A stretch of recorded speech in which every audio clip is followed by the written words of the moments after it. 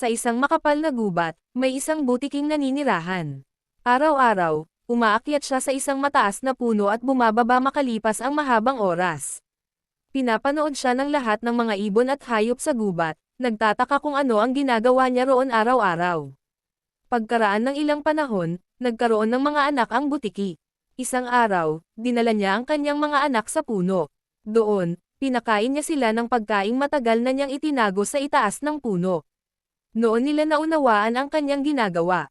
Iniwan muna ng inang butiki ang kanyang mga anak sa loob ng gubat upang matutunan nila kung paano mabuhay at harapin ang hamon ng buhay sa gubat. Habang natututo ang kanyang mga anak, patuloy naman siyang nag-iipon ng kaunting pagkain araw-araw at itinatago ito sa puno. Ginawa niya ito ng may tiyaga at pagmamahal, iniisip ang araw na babalik ang kanyang mga anak. Nang dumating ang araw na iyon, nais niyang magsalo-salo silang lahat sa isang handaan.